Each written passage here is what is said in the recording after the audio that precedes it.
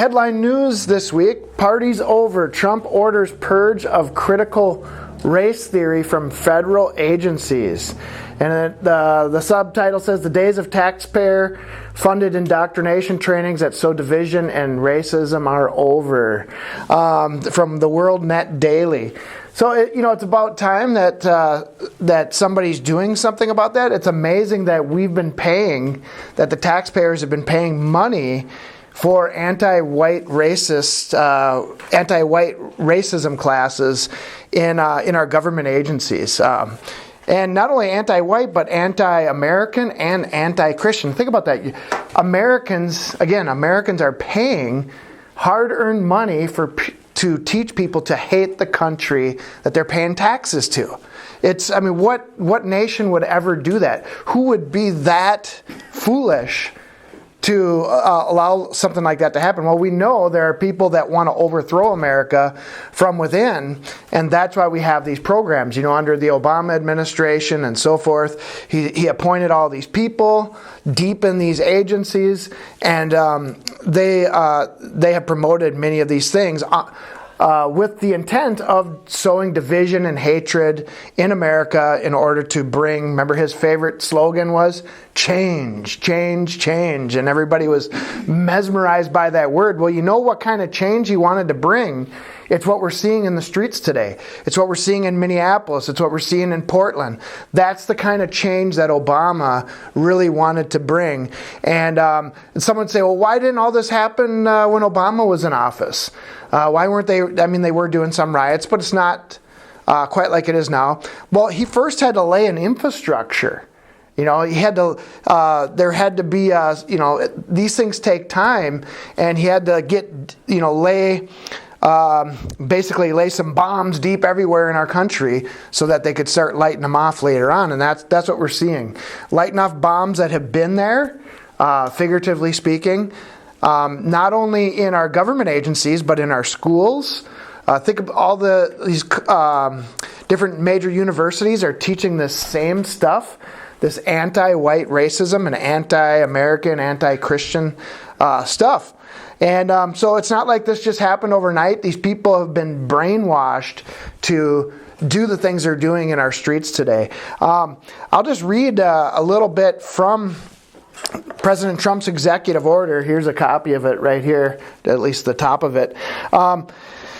He says it has come, this note from the Office of Management and Budget, from Russell Vought, the director, okay? He says it has come to the president's attention that executive branch agencies have spent millions of taxpayer dollars to date training government workers to believe divisive, anti-American propaganda.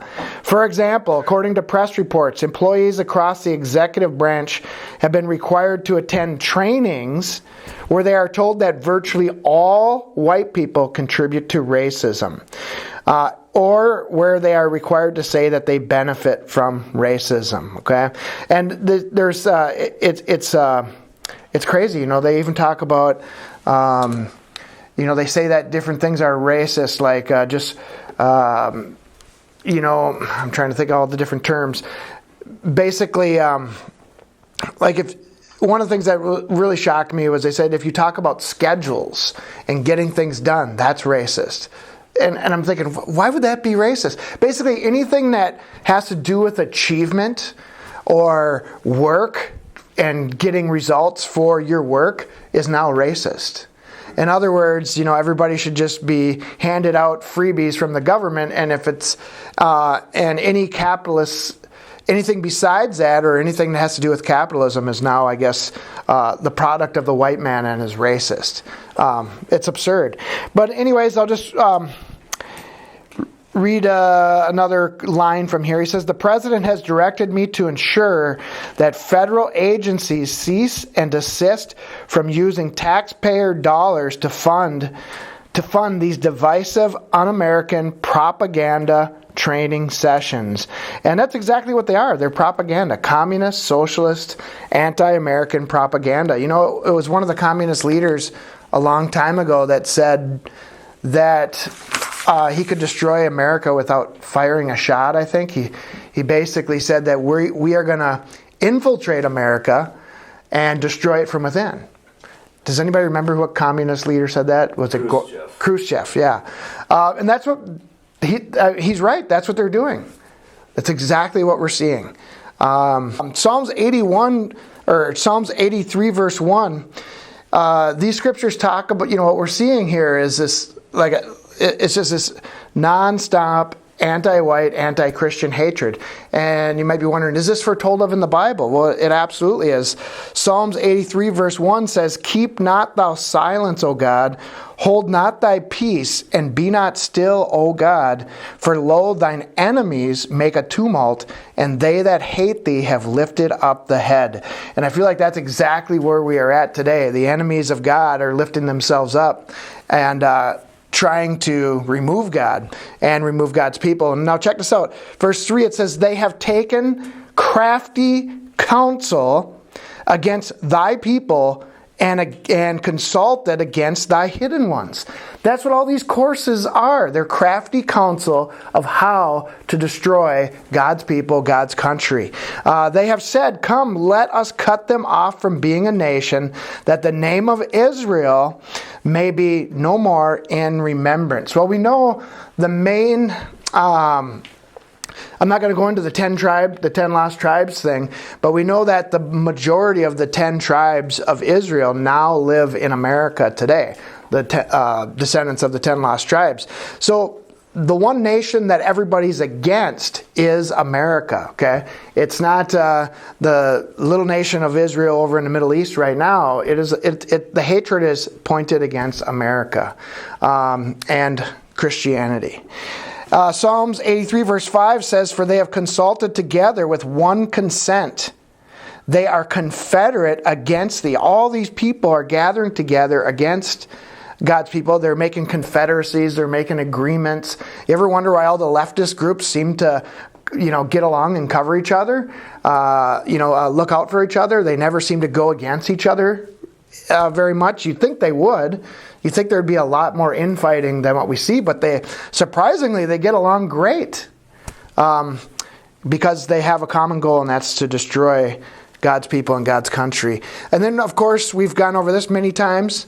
Revelation chapter 12, verse 13 says, "And when the dragon saw that he was cast into the earth, he persecuted the woman which brought forth the man-child." And again, anti-white, anti-Christian racism. It was foretold of in the Bible right here. That woman representing the nation of Israel, true Israel, is hated by the serpent and his people. Always has been and always will until the serpent is destroyed. And to the woman were given 2 wings of a great eagle, that she might fly into the wilderness, into her place where she is nourished for a time and times and a half a time from the face of the serpent. Okay? It's really interesting, because if you had any doubts that the Americans that settled this country were the descendants of the 10 lost tribes of Israel, you read these verses, and you about these people this nation going into some wilderness land, and then you see that same group of people is being attacked nonstop by everybody around the world. That tells you right there, those are the Israelites. I mean, nobody else is being attacked like they are for who they are and for what they believe. So it's just really easy to identify them for that. Anyways, that's all I have. Does anybody have any comments or questions? I mean, it's about time somebody's standing up and doing something about this. In my opinion. Wasn't that back in the 60s even when Nikita Khrushchev made that statement? A long time ago. Country without firing a shot. Right. I mean, I think it was in the 60s, yeah. It was Yeah. a long time ago. Right. It seems crazy, just when you're talking about that, but for people that don't pay attention, it really is that bad. Everything is racist now. And if you're white, it's your white privilege, and they literally teach that you're racist even if you're not racist. It's racist not to be racist. I mean, they're pushing the race card so hard that I hope that it's going to backfire ultimately, because half the country or more, I would hope, would wake up to how ridiculous this is and how far they're going, and then they're trying to get it in. I mean, they've already got different stuff in the schools, but they're trying to get the Black Lives Matter stuff. There's fifth grade, somebody in the country at a fifth grade level got an assignment or whatever, and it was a Black Lives Matter assignment, and it's just all propaganda, you know, saying, you know, why did, I don't know exactly what, like, why did George Floyd get, you know, killed or whatever, and that, like, answer A is because the cops have, you know, a problem with black, you know, just all the answers were just forced to be like, we're just horrible people and white people are bad and there's been racism and systemic racism.